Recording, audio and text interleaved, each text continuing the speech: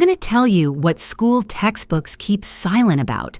Columbus, whom we know as a great discoverer, was also a slave trader who sent thousands of indigenous Americans to Europe. In his own diaries, he described how easy it would be to enslave these people and how they should make good servants. Shocking. This is just the tip of the iceberg.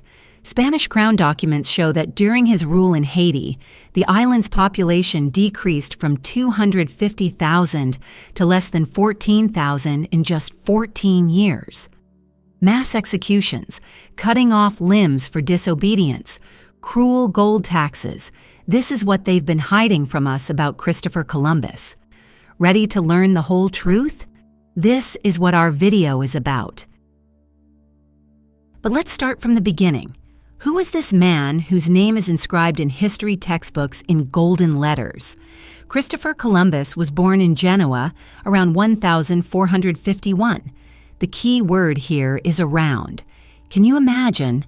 We still don't know the exact date of birth of the man who changed the world map. But this is characteristic of his entire biography, a mixture of facts and myths, truth and fiction. Columbus started as an ordinary sailor, then became a cartographer, and then became obsessed with the idea of finding a western route to India. But what really drove him? A thirst for knowledge, or a thirst for gold and glory? Many historians agree that Columbus was obsessed not so much with geographical discoveries as with personal enrichment. In his letters to the Spanish crown, he constantly mentioned gold, jewels, and spices that could be brought from new lands. Did you know that in his contract with Ferdinand and Isabella, it was clearly stated that Columbus would receive 10% of all wealth found in new lands, plus the title Admiral of the Ocean Sea and the position of governor of all territories he discovered? Isn't that too generous a reward for a man driven by a pure pursuit of knowledge? By the way, about scientific knowledge. Contrary to popular myth, Columbus did not prove that the earth is round. This was known to educated people since ancient times. Eratosthenes calculated the circumference of the earth back in the 3rd century before our era with amazing accuracy. Columbus's mistake was that he considered the Earth to be significantly smaller than its actual size. If America had not been in his path, his expedition would most likely have perished in the open ocean from thirst and hunger. It turns out that his greatest discovery was based on miscalculations. Think about that for a minute. The man we honor as a great navigator actually just got lost. Now let's talk about his voyages. Columbus's first expedition consisted of 3 ships, the Santa Maria, Pinta, and Niña. They sailed from the port of Palos on the 3rd of August, 1492. The crew consisted of only 90 people. Imagine, only 90 people set out to change human history. Interesting fact, many of the sailors were former criminals who were offered pardons in exchange for participating in this risky expedition, and Columbus himself promised a huge reward to whoever first saw land. This lucky person was sailor Rodrigo de Triana, who spotted the shore on the 12th of October. But you know what? Columbus refused to pay him the promised reward, claiming that he himself had seen lights on the shore the previous evening. There's the first example of our hero's nobility for you. When Columbus landed on the island of Guanahani, modern Bahamas, he was greeted by friendly natives of the Taino tribe. In his diary, he wrote, "They should make good servants. With 50 men, they can all be subjugated and made to do whatever you want." Note, these were his first thoughts upon seeing people who hospitably welcomed him. Already in this first contact, Columbus's true attitude toward the natives is revealed, not as equals, but as a resource to be exploited. And these weren't just words. He actually captured several locals and took them to Spain as living souvenirs. During his second visit in 1493, Columbus brought 17 ships and about 1,200 people, priests, soldiers, and future colonists. And here begins the darkest chapter of his biography. On the island of Hispaniola, modern Haiti and the Dominican Republic, he established a brutal regime. All local residents over 14 years old were ordered to bring a certain amount of gold every 3 months. Those who fulfilled the quota were given a copper token that had to be worn around the neck. Those caught without such a token were punished by having their hands cut off, and those who tried to escape were hanged or burned alive. Spanish priest Bartolomé de las Casas, a witness to the colonization, wrote, "They erected gallows for them, usually 13 at a time, in honor of Christ and the 12 apostles. Then, placing wood and fire, they burned alive all those who were tied." Horrifying words, aren't they? Yet this same de las Casas noted that the natives were the most peaceful and patient people on earth. Their crime was merely that they stood in the way of European greed. But gold wasn't the only thing that interested Columbus. He also established a massive slave trade. In 1495, he sent 500 captive Tainos to Spain for sale. About 200 died during the voyage, and the rest were sold in the Seville market. Queen Isabella, upon learning of this, was outraged and ordered the Indians to be freed and returned to their homeland. However, this did not stop Columbus. He continued to send batches of slaves, just now doing it secretly. Surprisingly, even the Spaniards themselves eventually couldn't stand Columbus's cruelty.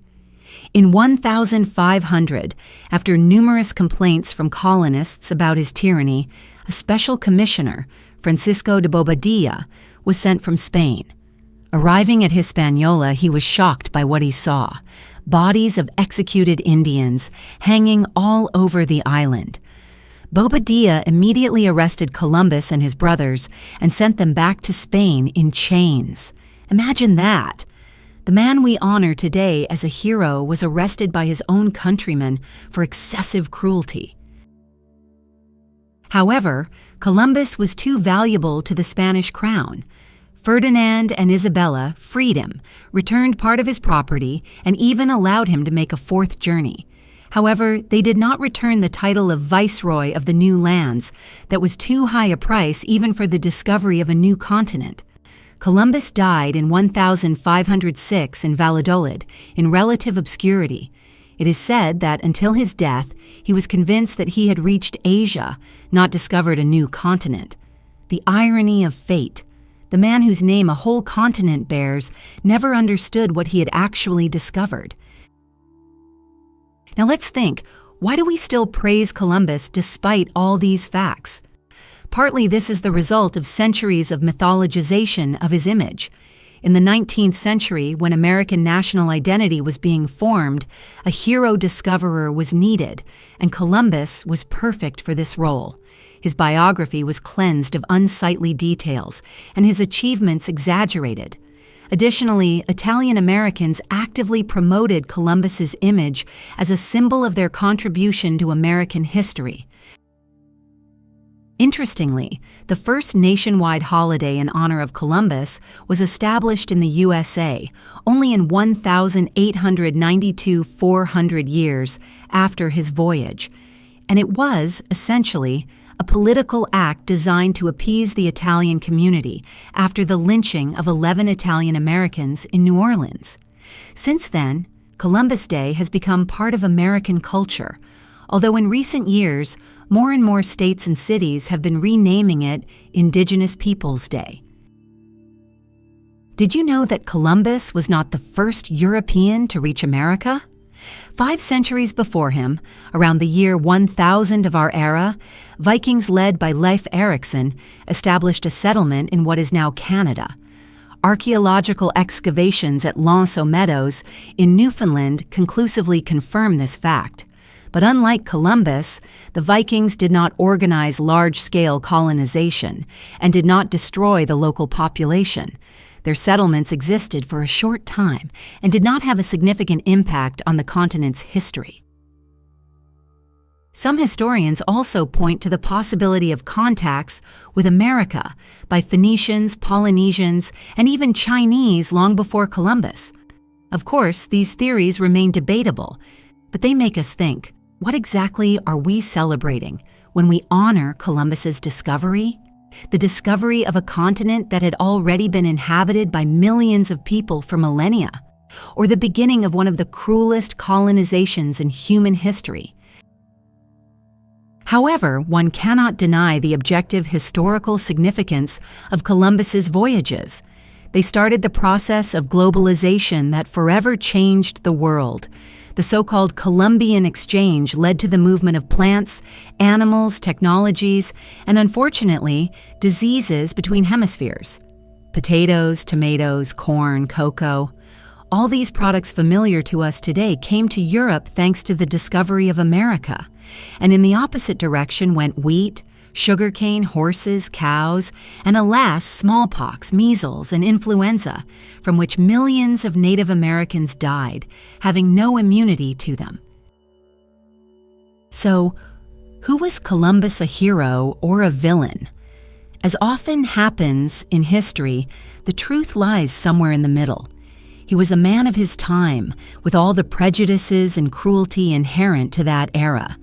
He was an ambitious, persistent, brave navigator, and at the same time, a cruel, greedy colonizer. He made the greatest geographical discovery in history and started a process that led to the death of entire civilizations. He cannot be judged exclusively by modern moral standards, but we cannot turn a blind eye to the dark sides of his activities either. In the modern world, we increasingly reevaluate historical figures, trying to see the complete picture of their lives and activities. This doesn't mean we should cancel Columbus or other historical figures, but we should strive for a more honest and multifaceted understanding of the past. History is not a black and white movie with clear-cut heroes and villains. It's a complex, multicolored picture in which feats and crimes, nobility and cruelty, progress and destruction are intertwined.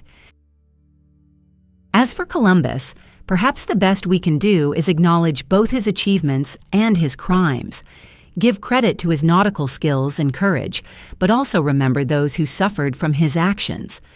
Use his contradictory image as a reminder of the complexity of historical processes and how important it is to critically evaluate the past. What do you think?